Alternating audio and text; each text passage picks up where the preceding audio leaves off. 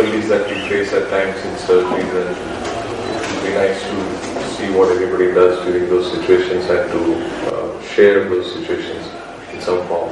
I don't have those extreme dramatic situations which maybe Paritosh is looking at, but we just go through some of the more common issues with the PDR surgery that we face, which is essentially sometimes there's a when you feel there is a bleed which occurs and how we manage it, or if there's a nitrogenic break which forms when we are feeling. So I'll just show a couple of such situations which are there.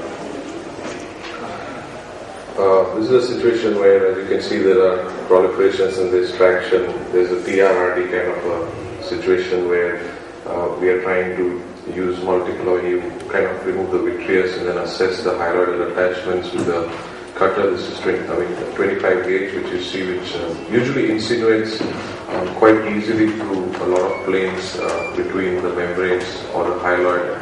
And then you have to assess if the adhesion is very strong, then you need to stop pulling at that stage, and rather than cutting and segmenting, rather than just keep pulling. So we assess that and remove as much of the hyaloidal attachments as you see. And then again trying to assess, you're gently pulling, but at some point I feel that it's probably too adherent and I leave it at that stage. And then again there was a connection here which I pulled, and then a bleed started at this stage. And you want me to stop?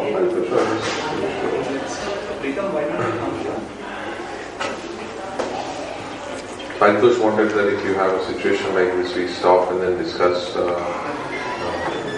what can be done or what does not do at such situations when active bleed starts.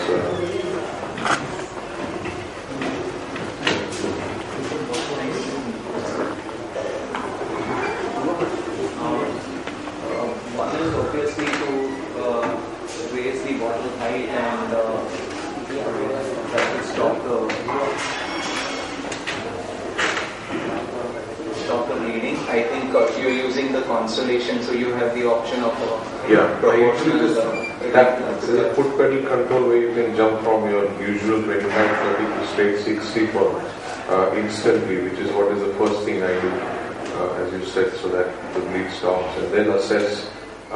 Then as you can see here, because it's a TRRD with a lot of jumping up in the central area, so I put perfluorocarbon just to open up that area and see that, and then to assess how I can stop the bleed or localize the bleed of some sort. So that's what. Just wanted to he's made an extremely important point that put a small bubble of perfluorocarbon over the macula, because otherwise without you knowing it, a trickle of blood may go submacularly, and then this is very sticky blood in diabetics. So you have hell of a time trying to. Yeah, it very fast starts getting sticky in that sense. So as you can see, again, did a bit of perfluorocarbons to kind of push back the blood to some extent, localize it, and now you can see that the area which the main source of traction which I was earlier trying to pull has also formed a small hole there, and you could see some viscous fluid coming in, and the bleed also started from there. So I diaphragmized those areas, and all this while you constantly play between, once there's an active bleed going on, raise the pressure, but then lower it within a minute or so, because otherwise you tend to sometimes keep the pressure high for too long, and that's not good for the eye. So you can see that this is the sticky blood has started to form. But the lucky part is because I put perfluorocarbon, the actual macula and the fovea did not get the brunt of it. But see, it eventually starts to dribble down again, and this is the sticky blood we were talking about. So once a bleed starts, and no matter what you do take all these precautions and steps, but still this is one of those situations where you end up with this mild sticky blood which at some point you need to leave, although it's clear of the fovea. And the main thing you need to ensure is that you've done a good 360 PRP barrage, because that's what finally you want to achieve as a regression, and also stop all active bleeders at the end of surgery. So this eventually would clear up, although you would have liked to leave even without the presence of this blood. But still at some point you need to balance and leave it, rather than if you keep pulling, I might create another break there, and that would start bleeding, and then it's under air, and you have to shift back, and it's a constant cycle, and it will just prolong the surgery. So it's at some point you need to realize that, okay, what I can clear, and then stop the active bleeder. That's what you need to ensure. Do good laser and then stop the surgery at that stage. Manish, one question. You achieved excellent visualization. What are your tips for such good visualization of different shape? I use a wide angle for all. I use a contact-based system. So, one is that you have a full view. So, even if a ooze is coming from one area and you raise the pressure, so most of the time if you raise it to 60, the bleed would instantly stop increasing. Whatever is collected will be there, and that you can go and aspirate to some extent. So, but if you sometimes what happens that there are 3-4 areas of proliferations, you feel something and a small bleed starts, you ignore it, you go to the other one, you say let me finish all this and then I'll go and diathermize. But then that trickle keeps on increasing and it reaches a stage where you're compromising your visibility while feeling, and you just are too impatient at that stage to come out and do that. So I think that is something we need to be conscious, and even if a small bleeder is there, make an effort to raise pressure, take a diathermy or a laser also you can use right over a bleeder which is flat. Stop it, get the pressure back, then go and do the rest of the things. Because I've learned that lesson many times that in a hurry we sometimes say, okay, it's a small bleed, let it be, and you keep on going on with the surgery. And then suddenly the whole view gets fuzzy. And then you can land up with problems, or then it takes you longer to clear up and then find all the sources of bleeders. So that's what I will know. One or two points I'll make since we are on this topic of diabetic vitrectomy bleeding. Number one is, usually I keep these diabetic cases at the first case of the day. Because I've burnt my fingers, I've sometimes kept it as a 4th or 5th case and had this bleeder, and my assistant tell me that we used up all the endocarditis in the morning. Yeah. So I usually keep these cases first. When you're tackling a membrane, the diabetic membrane, it's maybe sometimes very useful to tell your assistant to keep the cautery ready, because those few seconds which you waste sometimes, you're taking the exchanging instruments also, that sometimes you can just cauterize a bleeder there and there. And another thing, since we're talking about it, what happens is when you see a bleeder, you raise pressure, you come out, bring out your cutter and put in your diathermy, and there is a time lapse. When you go back, the ooze has slightly increased, although all that has become less because now we use valve cannulas, all those things. So that transition period is not creating an outflow or a low pressure situation, which previously was a big factor.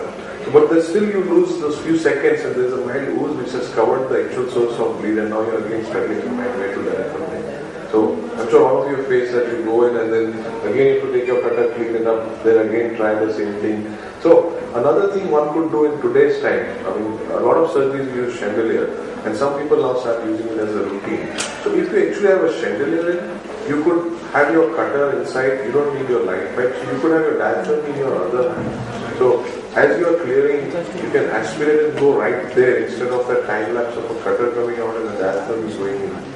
So for bad cases, I think such adjuncts during the surgery can also help reduce all these.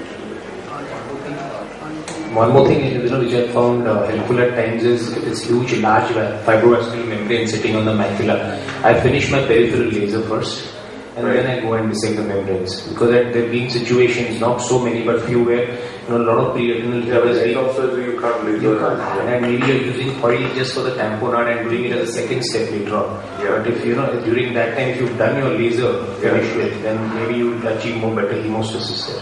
I prefer to do this lasering, provided there's no big hemorrhage and retina is and whatever attached portions of the retina, I prefer to do it pre-op. Because somehow intra-op, if I did laser initially, the amount of bleeding during dissection is likely to be more. One more important point which Manish brought out is that if a break rate gets created, don't stop over there and get paralyzed.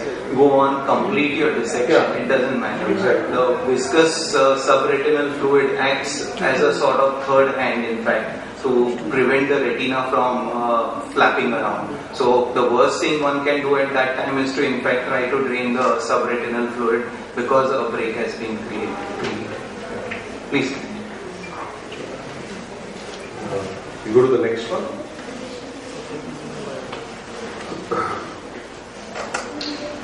Okay, this is another similar situation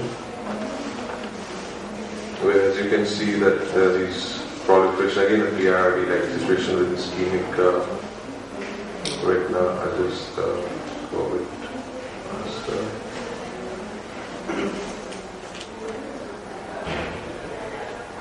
it's not the same thing, right? I'm confused because I put 3 or 4 together. No, this is different.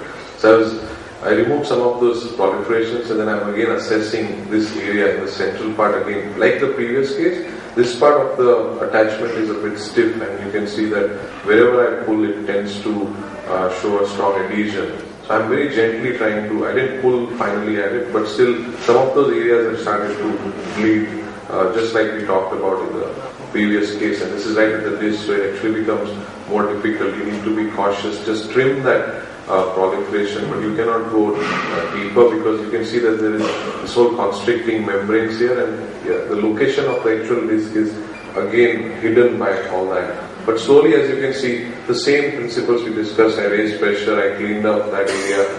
There was a lot of bleeding from this particular attachment which was crumpling up, so eventually all the diathermy and everything stopped. But again, by the end of the surgery, there are these are typical cases where some ooze from somewhere, even though you keep trying, keeps coming in, and it spills over to this area. So the aim at the end of the surgery is that you need to clear up as much of this residual blood which is there, stop active bleeders, make sure your laser is done. Like Pritam said, sometimes if you feel, maybe finish the laser before when you contemplate such things. But if it's a TRRD, sometimes the retina is not attached for you to do that. But if it's a flat retina, you could definitely do that, so that it saves you time eventually to do